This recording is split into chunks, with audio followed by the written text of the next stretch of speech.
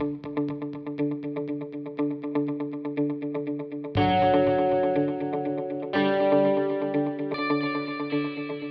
Friends, welcome to अफसर academics. हम 11th class का चैप्टर 4 पॉलिटिकल साइंस कर रहे हैं।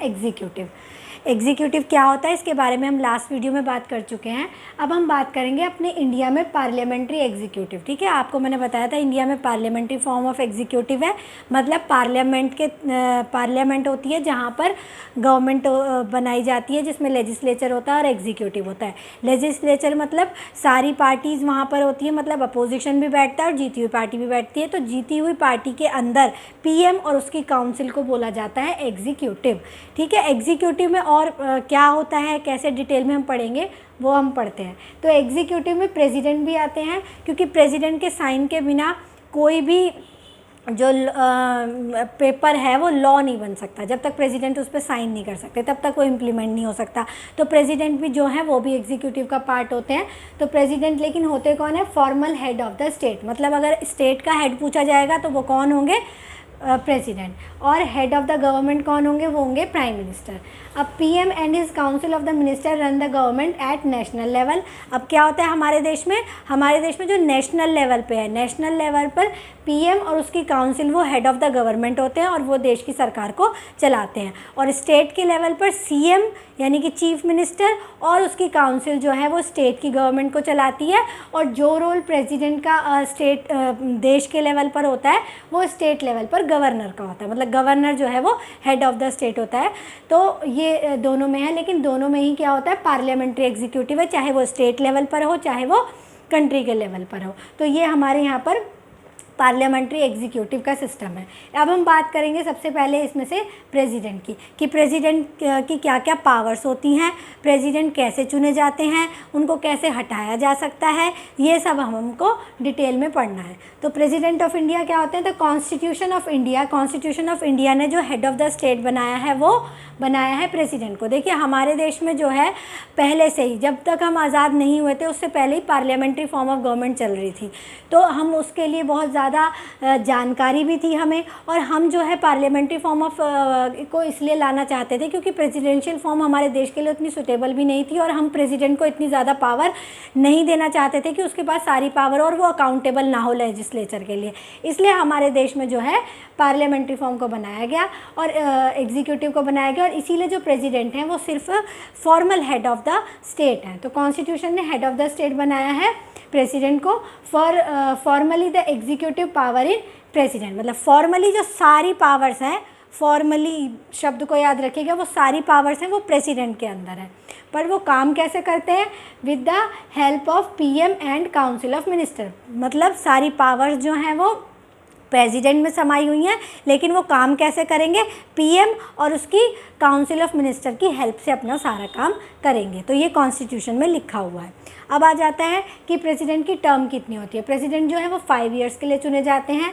इनको इनडायरेक्टली चुना जाता है। हमारे देश में जो प्रेसिडेंट के इलेक्शन है वो डायरेक्टली नहीं होते। डायरेक्टली मतलब हम सीधा जो है प्रेसिडेंट के लिए वोट नहीं करते, उनके इलेक्शन इनडायरेक्टली होते हैं। इनडायरेक्टली होने का क्या मतलब है?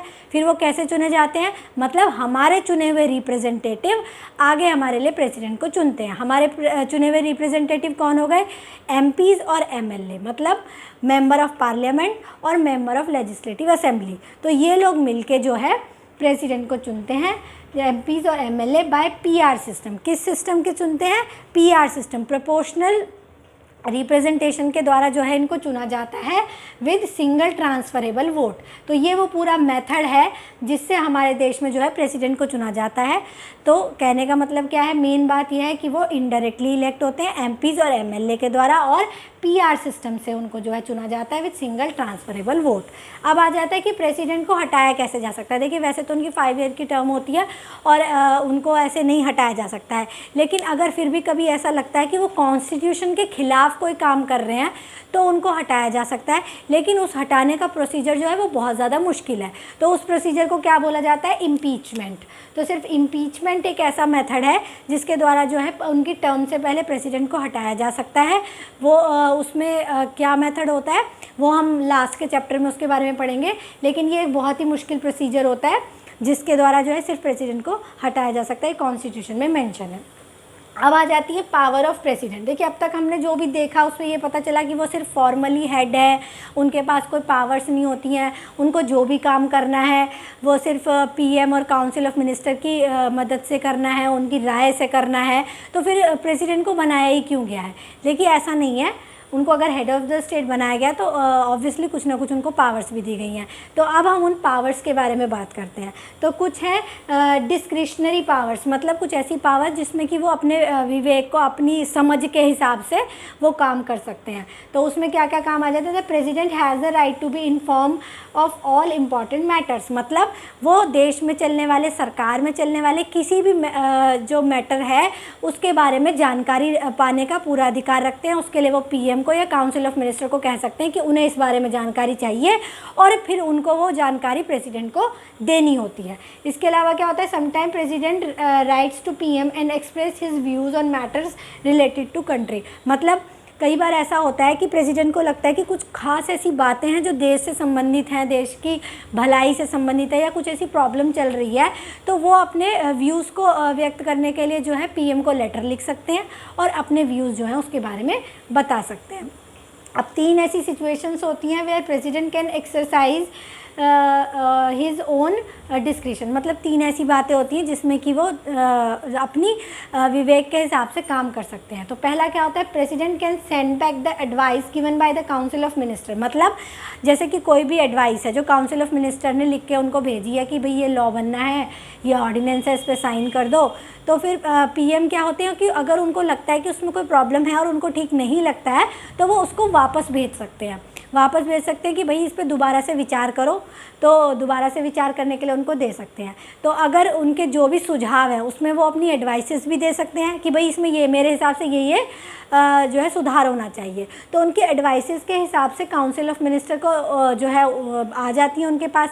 लेकिन अब काउंसिल ऑफ मिनिस्टर की और पीएम की अपनी मर्जी होती है कि वो उन एडवाइसेस को माने या ना माने। अगर मानते हैं तो चेंजेस कर देते हैं, नहीं मानते हैं तो वो वैसे का वैसा भी प्रेसिडेंट के पास भेज सकते हैं और फिर उनको वो मानना पड़ता है। Although the council can send back it, मतलब काउंसिल उसको वैसे का वैसा भी वापस भेज सकती है और तब प्रेसिडेंट को उसको मानना ही पड़ता है। ओके, सेकंड आती है पावर वीटो पावर। देखिए वीटो पावर का क्या मतलब होता है? वीटो पावर का ये मतलब होता है कि आप जो है किसी भी चीज़ के लिए मना कर सकते हैं। तो प्रेसिडेंट के पास भी एक वीटो पावर होती है। उसमें क्या होता है कि कोई भी बिल, मैंने आपको बताया, कोई भी बिल लॉ तब बनता है जब प्रेसिडेंट के उसके ऊपर साइन हो जाते हैं। तो सारे बिल जो हैं जब वो पार्लियामेंट में पास हो जाते हैं उसके बाद जाते हैं प्रेसिडेंट के साइन के लिए। जब वो साइन कर देते हैं तो वो लॉ बन जाते हैं।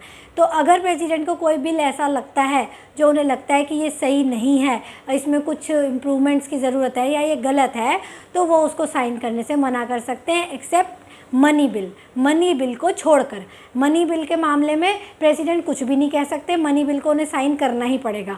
पर मनी बिल के अलावा जो बाकी बिल होते हैं उनको वो वापस भेज सकते हैं अपनी रिकमेंडेशंस के साथ कि भाई ये इसमें चेंजेस होने चाहिए। उसके बाद जो काउंसिल ऑफ मिनिस्टर है वो उसके ऊपर चर्चा करती है। अगर उन्हें लगता है कि वो उसमें चेंजेस वो जो प्रेसिडेंट ने कहे हैं वो करने चाहिए तो कर देते हैं, नहीं करने चाहिए तो वो उसको वापस भेज देते हैं साइन करने के लिए। तब प्रेसिडेंट को साइन करना ही होता है। तो इसमें फिर पावर की बात कहाँ से आई कि उन्हें फिर से साइन करना ही पड़ेगा? पहली बात तो इसमें ये आई कि वो अपनी राय जो है वो दे सकते हैं और वापस भेज सकते हैं। उसके बाद भी अगर उन्होंने उनकी राय नहीं मानी है और उन्होंने बिल उनके पास वापस भेज दिया तो कॉन्स्टिट्यूशन में देखिए टाइम लिमिट कुछ मेंशन नहीं की गई है। मतलब कि प्रेसिडेंट अपने पास किसी भी बिल को जब मर्जी तक रख सकते हैं। तो अगर प्रेसिडेंट को ऐसा लगता है कि कोई बिल गलत है और उसको वो नहीं साइन करना चाहते तो वो उसको अपने पास रख सकते हैं, ना उसको वापस भेजेंगे ना उसको साइन करेंगे। तो ऐसी कंडीशन में क्या होगा? वो लॉ नहीं बन पाएगा। तो इसको बोला जाता है पॉकेट वीटो। तो इस कंडीशन को बोला जाता है पॉकेट वीटो। और पॉकेट वीटो जो है ये इम्पॉर्टेंट। अब थर्ड उनकी पावर कौन सी होती है? देखिए क्या होता है कि जब भी इलेक्शन होते हैं, इलेक्शन में जो पार्टी जीतती है वो पार्लियामेंट में जाती है। वहाँ पर जो जीतने वाली पार्टी है वो अपना एक नेता चुनती है और कहती है जी हमें सरकार बनानी है, इनको प्राइम मिनिस्टर बनाना है। देन जो है प्रेसिडेंट जो है वो पीएम को अपॉइंट करते हैं। तो अगर नॉर्मल कंडीशन है, कोई एक पार्टी जीत गई है, फुल मेजॉरिटी से आ गई है, फिर तो कोई प्रॉब्लम नहीं है, फिर तो प्रेसिडेंट को उन्हें ही पीएम बनाना पड़ेगा। लेकिन कई बार ऐसी सिचुएशन हो जाती है कि कोई भी पार्टी को क्लियर मेजॉरिटी नहीं मिलती है। जब किसी भी पार्टी को क्लियर मेजॉरिटी नहीं मिलती है तो बहुत सारी पार्टीज़ जो हैं अपनी कोलिशन बना लेती हैं, अपना मिलजुल के सरकार बनाने की कोशिश करती हैं, और हर कोई अपना अपना नेता बता देते हैं कि भाई इसे पीएम बनाओ, इसे बनाओ, इसे बनाओ। तो ऐसी कंडीशन में प्रेसिडेंट जो है वो अपनी समझ से जिस भी पार्टी के ग्रुप को उन्हें लगता है कि ये वाला ग्रुप जो है ये सक्सेसफुल हो पाएगा या इनकी मेजॉरिटी है, वो उस बंदे को प्रेसिडेंट बना सकते हैं और उसको अपॉइंट कर सकते हैं। तो ये भी उनके पास एक खास पावर होती है कि अगर किसी को क्लियर मेजॉरिटी नहीं मिली है तो प्रेसिडेंट डिसाइड करेंगे कि whom to appoint as PM, मतलब बहुत सारे कैंडिडेट हैं तो उनमें से वो डिसाइड करेंगे कि किसको जो है पीएम अपॉइंट किया जाना चाहिए। और to grant a request to dissolve the Lok Sabha, या अगर उन्हें ऐसा लगता है कि कोई भी जो भी ये कोलिशन बना रहे हैं इनमें से कोई भी मेजॉरिटी साबित नहीं कर पाएगा तो प्रेसिडेंट ये भी कह सकते हैं कि भाई डिसॉल्व करो लोकसभा को और दोबारा से इलेक्शन कराओ, क्योंकि पॉसिबल ही नहीं है कि कोई भी मेजॉरिटी सिद्ध कर सके और सरकार बनाने की स्थिति में आए। तो ऐसे में प्रेसिडेंट की पावर थोड़ी बढ़ जाती हैं, वो अपने हिसाब से देख सकते हैं कि किस कोलिशन को या किस पार्टी के उसको पीएम के लिए बनाना है, अपॉइंट करना है, या अगर उन्हें नहीं लगता तो वो उसे डिसॉल्व कर सकते हैं। तो अब तक आपने देखा कि हमने प्रेसिडेंट की पावर्स को देखा कि वो अपनी समझ से कौन कौन सी पावर को यूज़ कर सकते हैं। वीटो पावर में पॉकेट वीटो को यूज़ कर सकते हैं और अगर क्लियर मेजॉरिटी नहीं है तो पावर को यूज़ कर सकते हैं। लेकिन आपने ये देखा कि ये सारी पावर जो हैं इतनी नहीं है कि वो उन्हें बहुत पावरफुल बनाए। तो अगर जब वो पावरफुल है ही नहीं, उनकी कही बात को वो मिनिस्टर की काउंसिल माने या ना माने, तो फिर क्वेश्चन ये आ जाता है कि फिर प्रेसिडेंट की ज़रूरत ही क्या रह गई है। तो इस क्वेश्चन का आंसर क्या होगा? देखिए हमारे यहाँ पर क्या है, पार्लियामेंट्री फॉर्म ऑफ गवर्नमेंट है। जब पार्लियामेंट्री फॉर्म ऑफ गवर्नमेंट का क्या मतलब है कि यहाँ पर जो पार्टी जीतेगी वो जो है अपनी सरकार बनाएगी, मतलब जिसको मेजॉरिटी होगी हाउस में वो सरकार बनाएगी। पर मान लीजिए कोई कॉलिशन गवर्नमेंट बनी है और बीच में जो है उनका कॉलिशन टूट गया और मिड टर्म में ही सरकार जो है वो गिर गई, तो ऐसे में क्या होगा? ऐसे में जब सरकार नहीं रहेगी तो देश का हेड तो कोई ऐसा होना चाहिए ना जो कि फुल टर्म के लिए हो, मतलब एक ऐसा इंसान होना चाहिए जो सिंबॉलिकली हमारे देश को रिप्रेजेंट करे कि ये हेड ऑफ द स्टेट है। तो ऐसा कौन है? ऐसा है प्रेसिडेंट, क्योंकि सरकार समय से पहले गिर सकती है लेकिन प्रेसिडेंट का पूरा 5 ईयर का टर्म है, वो हेड ऑफ द स्टेट रहेंगे।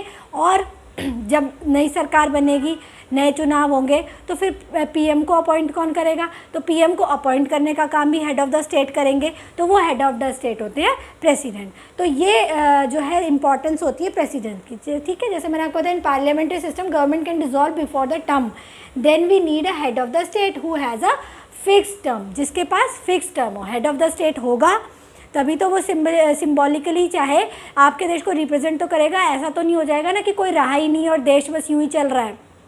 तो जब तक कि दूसरी सरकार नहीं आ जाती तो हेड ऑफ द स्टेट है वही आपके देश को रिप्रेजेंट करेंगे। और पीएम को अपॉइंट करने के लिए भी आपको एक हेड ऑफ द स्टेट चाहिए, वो काम भी प्रेसिडेंट का होता है। इसके अलावा रिप्रेजेंट द एंटायर कंट्री, चाहे वो सिंबॉलिकली हैं लेकिन हमारे पूरे देश को जो है जो रिप्रेजेंट करते हैं वो हेड ऑफ द स्टेट करते हैं और हेड ऑफ द स्टेट होते हैं प्रेसिडेंट। तो ये सारे प्रेसिडेंट की पावर हैं, इम्पॉर्टेंट हैं। पीएम से ज़्यादा प्रेसिडेंट की पावर इम्पॉर्टेंट हो जाती है पेपर के उसमें। तो पेपर में जो है इनमें से कुछ भी आ सकता है। मैंने बहुत डिटेल में आपको समझाया है, कुछ भी समझ नहीं आया हो तो आप प्लीज़ क्वेश्चन कर लीजिएगा। Thank you very much.